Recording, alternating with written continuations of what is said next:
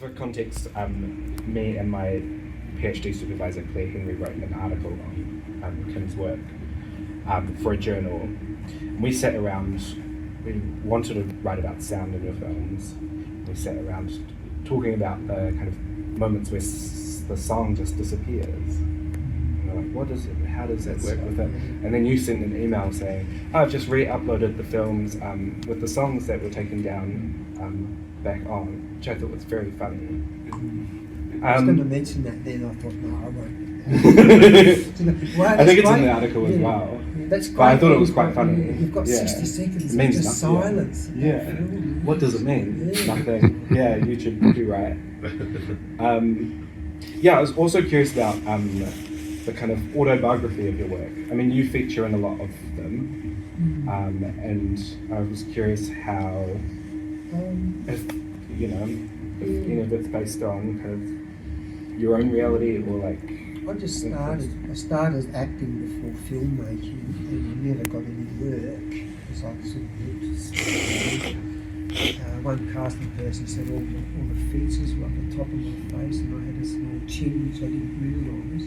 This all ties into like later on I found out I had a mild ALS intersex condition, so I had a lot of features that were different. Didn't go through masculinity like you would normally when I was in puberty or whatever. So I loved acting training and I got rid of all my inhibitions and I became good at it, but it wasn't until, the cheap digital cameras came out at a certain stage and all the actors said, instead of saying let's put on a play, they said let's make a film. And I bought a one-chip camera and I took it to Adelaide to ask my father some questions and do a little documentary about him. But by that time he was in hospital, he had bowel cancer, it was inoperable. But I just played with the camera while I was there. It's like you're in one world when you're in the hospital and then the other world carries on outside the hospital.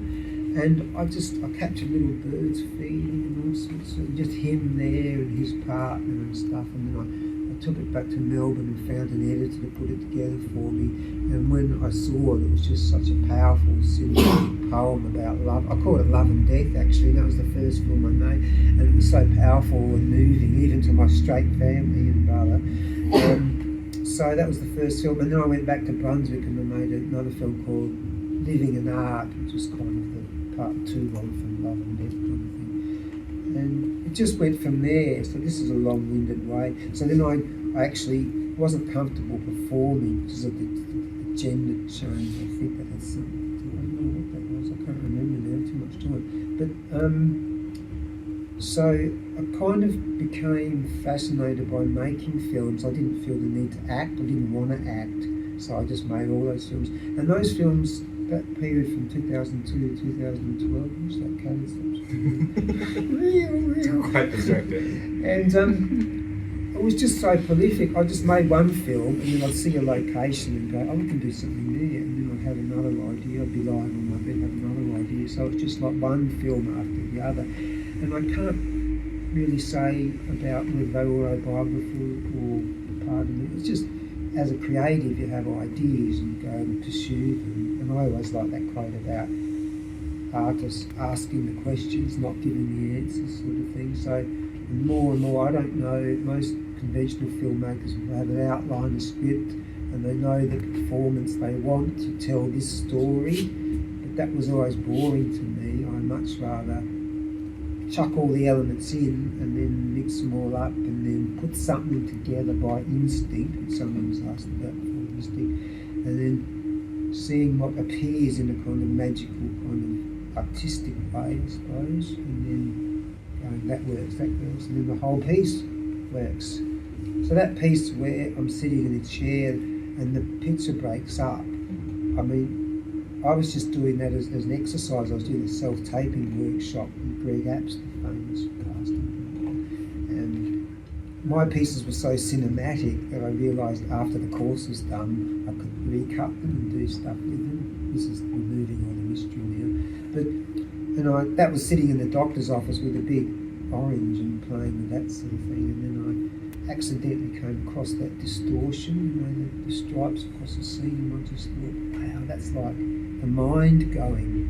That's why I called it mind sick. And then when I finished that film, I just went, shit, I can't do any better, and this is the best thing I've ever done. It was just kind of the shape and the form of it, how it came together. And if you look closely at my face, kind of you see the dark eyes because of the contrast, and this is what I'm interested in, is complexity through simplicity. So it's just one person, the head goes down and that makes you feel a certain way.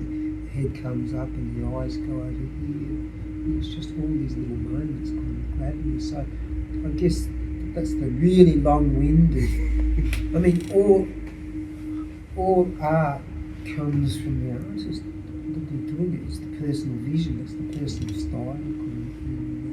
And even in that police thing that I'm doing at the moment, it's about a trans detective kind of thing. But I'm playing with this character who's kind of a monster, but it's a human being, so there's all the colours of the rainbow. So we're not doing, oh, this is an actor and their character is angry and this and that, because in other episodes she's with her daughter and she's with her ex-wife, and then in another episode she's, hassling a black kid or whatever kind of thing. So it's just playing with character, whatever that is. And so I don't know, when that came out in the black and white, it was like, oh, okay, darkness and light, black and white, chaos and control and all that kind of stuff. And even the colours with that guy and my colour being white with grey hair and everything. So I don't know what I'm sort of doing a lot of things with it, but I don't know what's going to come out of it at the end. Sort of thing.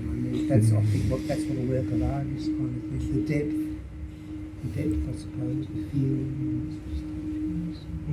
I guess building on, I'm interested in kind of queerness as aesthetic in film.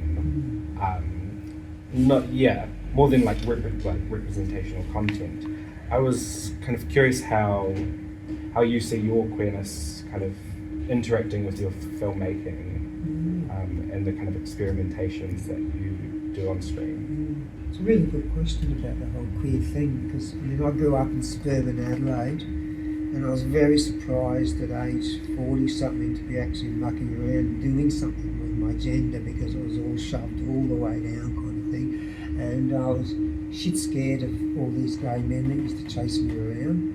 Because I had a Catholic upbringing and I was up in King's Cross just kind of exploring stuff, but that was when AIDS was happening, so I was very lucky I wasn't in like Flynn kind of thing. And then I never got with the queer word. To me, I was one of those people that wasn't too keen on queer, which is bent or not quite right or something like that. So growing up in Adelaide and stuff, I never consciously went, I'm going to make films about gay or trans or whatever. I just felt a member of the world, so all my films, that's why they weren't really accepted into queer film festivals, because the subject matter wasn't gay, lesbian, trans.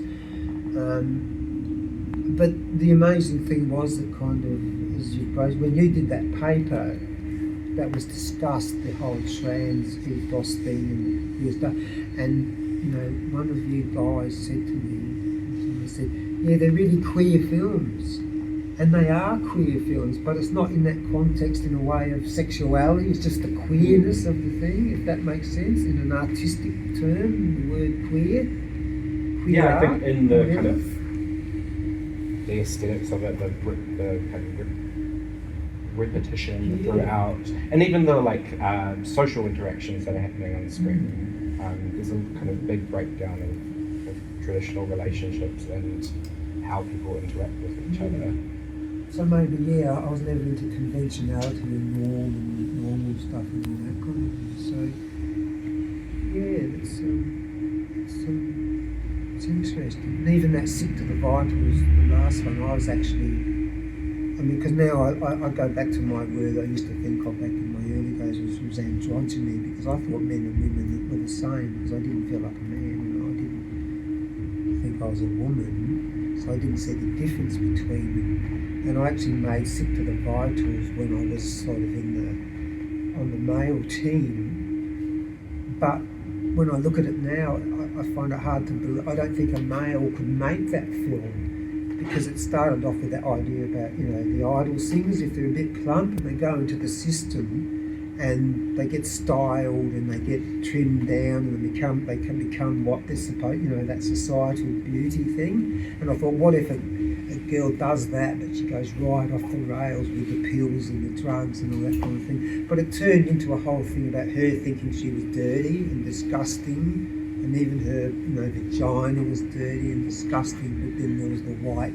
version of herself kind of thing. So it turned into a whole, I don't really call it a feminist sort of thing, but yeah, so in that kind of, I thought, yeah, well, that's interesting that I made that came out of me kind of